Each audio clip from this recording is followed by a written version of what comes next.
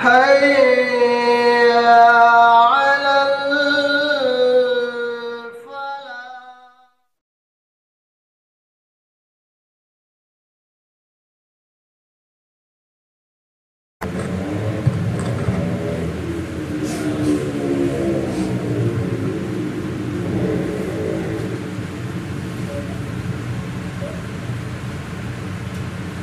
بسم الله والصلاة والسلام على رسول الله وبعد.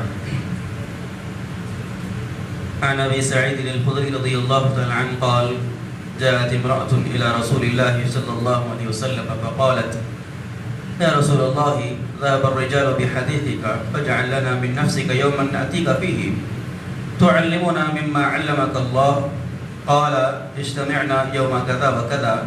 فاجتمعنا فأتاهن رسول الله صلى الله عليه وسلم فعلمهن مما علمه الله. ثم قال: ما منكن من امرأة تقدم بين يديها من ولدها ثلاثة إلا كانوا لها حجابا من النار. فقالت امرأة: واثنين واثنين واثنين. فقال رسول الله صلى الله عليه وسلم: واثنين واثنين واثنين.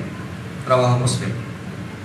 امام مسلم رحمہ اللہ نے اپنی کتاب صحیح مسلم میں اس روایت کو نقل فرمایا. حدیث کے راوی حضرت ابو سعید خدری رضی اللہ تعالی عنہ فرماتے ہیں کہ ایک عورت، ایک صحابیہ اللہ کے نبی صلی اللہ علیہ وسلم کی خدمت میں آئی. فرمایا کہ اللہ کے رسول صلی اللہ علیہ وسلم، مرد حضرات تو آپ کی نصیحتوں سے فائدہ حاصل کرتے ہیں، فائدہ اٹھاتے ہیں، لیکن ہمارے لیے بھی آپ کوئی ایک دن متعین کر دیجئے تاکہ ہم آپ کے پاس آئیں اور اللہ نے جو علم آپ کو دیا ہے ہم بھی وہ علم آپ سے حاصل کریں. اللہ کے نبی صلی اللہ علیہ وسلم نے ان خاتون سے کہا کہ ٹھیک ہے، فلاں فلاں دن عورتوں کو جمع کر لینا. تو عورتیں اس دن جمع ہوئی. اللہ کے نبی صلی اللہ علیہ وسلم وہاں گئے اور عورتوں سے نصیحت کی. اللہ کے نبی صلی اللہ علیہ وسلم نے اللہ تعالیٰ نے جو علم آپ کو دیا وہ علم ان کو سکھلایا، اور آپ نے فرمایا کہ کسی عورت کو اس کی زندگی کے اندر اس کے اگر 3 بچے اس کی زندگی میں اگر فوت ہو جائیں تو وہ اس کے لیے جہنم کی آگ سے ڈھال بن جائیں گے. ایک عورت نے مجلس سے اٹھ کر اللہ کے نبی صلی اللہ علیہ وسلم سے کہا کہ اللہ کے نبی صلی اللہ علیہ وسلم، کیا 2 بچے 3 مرتبہ کہا، یعنی اگر کسی عورت کے 2 بچے بھی اگر انتقال کر جائیں تو کیا وہ بھی جہنم سے آڑ بنیں گے؟ تو اللہ کے نبی صلی اللہ علیہ وسلم نے فرمایا کہ ہاں، 2 بچے بھی.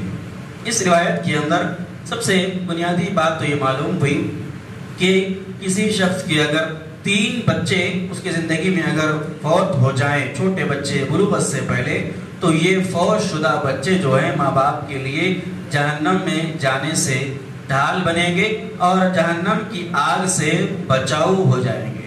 اور اس روایت سے معلوم ہوا کہ 3 نہیں، اگر کسی ماں باپ کے 2 بچے بھی بلوغت سے پہلے زندگی میں اگر فوت ہو جائیں تو وہ 2 بچے بھی ماں باپ کے لیے جہنم سے رکاوٹ کا ذریعہ بنیں گے. ایک بات تو یہ معلوم ہوئی. دوسری بات اس سے یہ معلوم ہوئی کہ صحابہ کرام رضوان اللہ علیہم اجمعین جس طریقے سے علم کو حاصل کرنے کے لیے کی تڑپ ان میں تھی، بالکل اسی طریقے سے صحابیات بھی علم حاصل کرنے کی تڑپ اپنے دلوں میں رکھتے تھے. اسی لیے آ کر عورت نے کہا کہ آپ کے علم سے مرد حضرات تو فائدہ اٹھاتے ہیں، کوئی ایک دن آپ عورتوں کے لیے بھی متعین کر دیجئے تاکہ ہم بھی آپ کی خدمت میں آئیں اور ہم بھی علم حاصل کریں. تو اس سے علم دین، خاص طور پر دین کا علم جو ہے، قرآن کا، حدیث کا علم حاصل کرنے کی عظمت اور فضیلت بھی معلوم ہوئی. اور یہ معلوم ہوا کہ وہ صحابہ کرام کہ جس جماعت کو اللہ تعالیٰ نے اپنے نبی کی صحبت کے لیے خاص طور پر چن لیا تھا، ان کے دلوں کو اللہ تعالیٰ نے علم دین کے لیے کھول رکھا تھا. اس کے باوجود علم حاصل کرنے کی تڑپ ان کے اندر ایسی تھی کہ وہ اللہ کے نبی کی خدمت میں ہمیشہ رہتے تھے تاکہ علم حاصل کریں. اور یہ صرف مردوں کا حال نہیں، عورتیں بھی علم کو حاصل کرنے کی اسی طریقے کی تڑپ رکھتی تھی. لہٰذا آج کے دور کے اندر علم دین کو حاصل کرنے کے مختلف ذرائع ہیں. آج بڑی عالی شان سہولتیں ہیں علم دین کو حاصل کرنے کی، لیکن علم دین کو حاصل کرنے کی فرصت، اس کا ٹائم ہم میں سے کسی کے پاس نہیں ہے. خواتین تو بڑی دور کی بات، ہم مرد حضرات کے پاس بھی علم دین کو حاصل کرنا، شریعت کی علم کو حاصل کرنا، قرآن و حدیث کی علم کو حاصل کرنے کا وقت آج نہیں ہے۔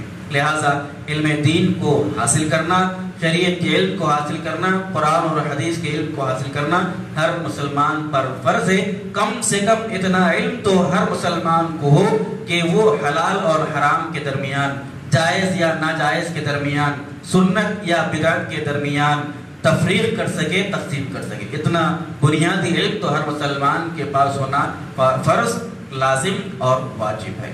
اللہ رب العالمین سے دعا ہے اللہ تعالیٰ تمام کو اللہ کے رسول صلی اللہ علیہ وسلم کی ان سنتوں کو پڑھنے، سیکھنے، سمجھنے، اس پر عمل کی اپ کو توفیق عطا فرمائے، آمین۔ سبحانک اللہم و بحمدک، اشہد ان لا الہ الا انت، استغفرک و اتوب الیک۔